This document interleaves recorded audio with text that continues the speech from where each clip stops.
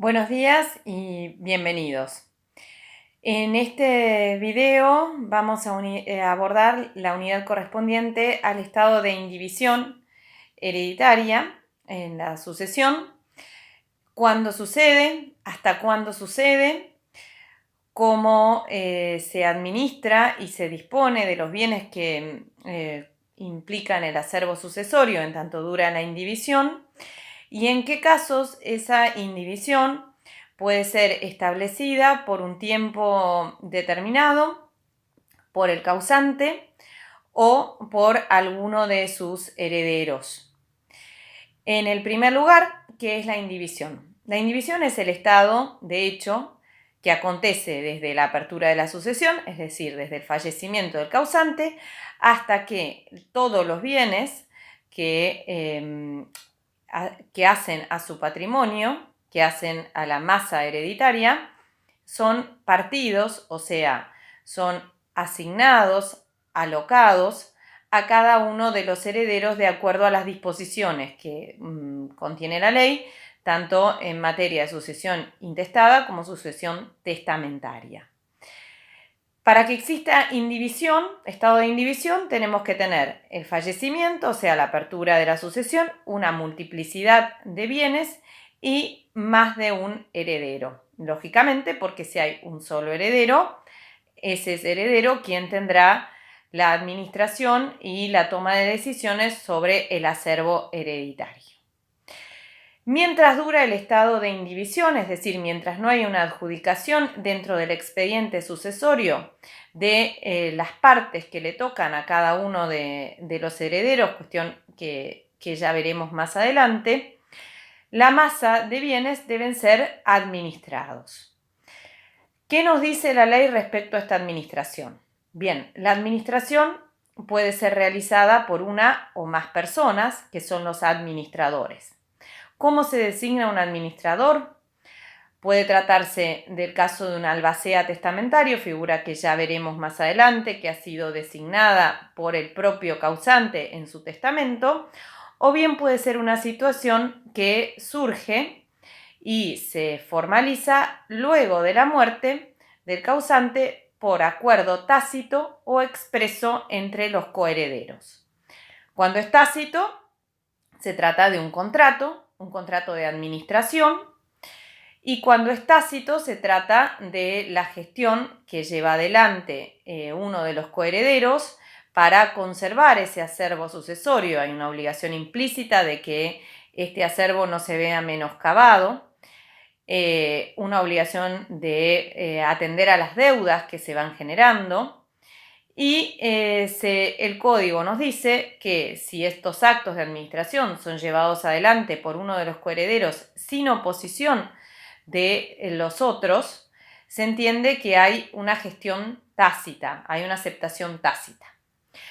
¿Qué sucede si un coheredero lleva adelante los actos de administración con desconocimiento de la otra parte, de las otras partes, pero sin oposición? Se aplica la figura de la gestión de negocios.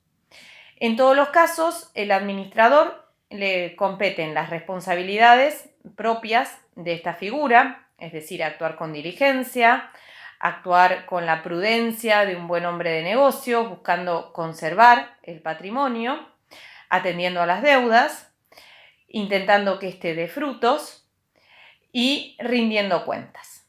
Los frutos que da el patrimonio son frutos que incrementan el acervo, es decir, que luego van a ser distribuidos entre los coherederos. A su vez, cada coheredero puede disfrutar el uso y el goce de su parte, siempre que este uso y goce no vaya en detrimento de las partes de los otros. ¿Qué sucede cuando hay que disponer de un bien? Bien, aquí se necesita el acuerdo de todos los coherederos y eventualmente hay que proceder a la partición hereditaria. Ahora dijimos al principio que hay supuestos de indivisión que se sostienen durante el tiempo. Esta indivisión es llamada forzosa y puede tener una doble fuente. una fuente en la voluntad del causante que establezca que ese determinado bien o determinados conjuntos de bienes deben permanecer indivisos por un plazo máximo de 10 años o mientras dure la menor edad de alguno de los coherederos o de todos los coherederos. En estos casos, el criterio guía o rector es que haya una finalidad de rendimiento económico en esa indivisión. Es decir, si yo tengo un establecimiento o tengo una sociedad comercial, una explotación agrícola o ganadera, o cualquier emprendimiento de los que denominamos empresa familiar, esto nos lleva al campo de las empresas familiares, puedo establecer que no se divida este bien, este establecimiento, este conjunto productivo después de mi fallecimiento, porque esto lo tornaría antieconómico. Hay infinidad de ejemplos de actividades de explotación mercantil, comercial, productiva, que divididos, y agropecuaria, divididos, no rinden las partes de la misma manera que lo hace el todo. Por ese motivo, el causante, que es conocedor de su actividad lucrativa, puede establecer esta indivisión. O también por un bien cuya división prematura le haga perder valor. Supónganse ustedes el caso de un emprendimiento inmobiliario de pozo, que si se divide antes de la construcción total, lógicamente las partes se venderán de una manera que sea mucho menos fructífera que si estamos hablando de un inmueble que ya ha sido construido en su totalidad e inscripto como un inmueble en propiedad horizontal y se pueden enajenar cada una de las unidades funcionales, para que piensen en un ejemplo.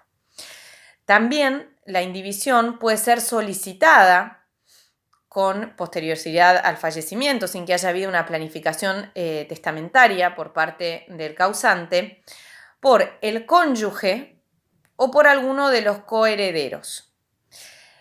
En el caso del cónyuge, se trata del cónyuge que participa de esa explotación, puede ser en calidad de socio o puede ser en calidad de colaborador, de prestador de servicios, pero que conoce nuevamente, pensemos en la finalidad económica, la finalidad de rendimiento, que conoce que ese establecimiento productivo o agropecuario o esa sociedad o ese fondo de comercio, si lo dividimos, lo vendemos, nos va a dar una pequeña ganancia, pero vamos a estar, como se dice coloquialmente, matando a la gallina de los huevos de oro. Entonces, en estos casos, el cónyuge pide la indivisión, siempre trabajando sobre la base de que la ganancia que produzca este establecimiento, esta actividad, va a ser dividida entre los coherederos y se les va a dar participación en la ganancia. Asimismo, un coheredero que no sea cónyuge puede solicitar esta indivisión cuando se trata de un coheredero que participaba activamente en la explotación. Pensemos en el caso de una empresa familiar en la cual uno de los hijos, una hija, un hijo, participa activamente de una multiplicidad de cónyuge, supérstite e hijos. Hay uno o dos que se han involucrado en la empresa familiar y que entienden que desmantelar esa empresa familiar lo único que produciría sería una ganancia temporaria por la venta de los bienes por separado, pero dejaría de producir la renta.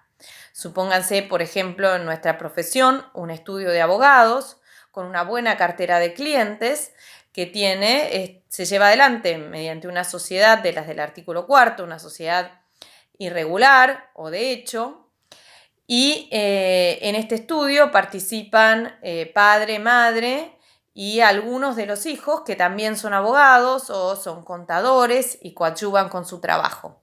Si nosotros salimos a vender los bienes inmuebles que componen el estudio, la oficina, las computadoras, el mobiliario, ahí tendríamos una ganancia. Pero si el estudio sigue funcionando, sigue andando, sigue manteniendo su cartera de clientes, lo que vamos a tener es una renta. Entonces, de esa renta se va a seguir sosteniendo la familia y inclusive se puede incrementar. Hay estudios jurídicos, hay estudios contables que ya llevan 3 generaciones de abogados y contadores trabajando. Lo mismo en una explotación agropecuaria. Un campo de una X determinada cantidad de hectáreas significa una ganancia porque puede ser explotado in extenso, y por el contrario, si es loteado y es asignado cada lote a uno de los herederos, la ganancia de cada una de estas partes va a ser menor. Por otra parte, también el cónyuge supérstite puede pedir la indivisión cuando ésta afecta a aquel inmueble donde se llevaba a cabo la vida conyugal. Esto es distinto del derecho real de habitación que le compete al cónyuge supérstite. ¿Por qué? Porque aquí no hay necesidad de que sea gratuito. A su vez, este inmueble podría ser otorgado en su totalidad al cónyuge supérstite, se podría seguir adelante con la división hereditaria y en el lote del cónyuge supérstite incluir este inmueble. Bien, estos son, en resumidas cuentas, los puntos focales de la unidad de indivisión hereditaria que ustedes pueden complementar con el material de lectura y la guía de clase. Tengan en cuenta que las cuestiones referidas a la indivisión de la explotación en un sentido económico es una innovación que ha hecho el Código y fundamentalmente es una de las pocas disposiciones que tiene nuestro derecho privado que se focaliza en la empresa familiar, que es un fenómeno que ocupa, podríamos decir, el 70% de la economía de nuestro país es llevada adelante por empresas familiares. De ahí la importancia de estas disposiciones. Bueno, los saludo y que estén muy bien.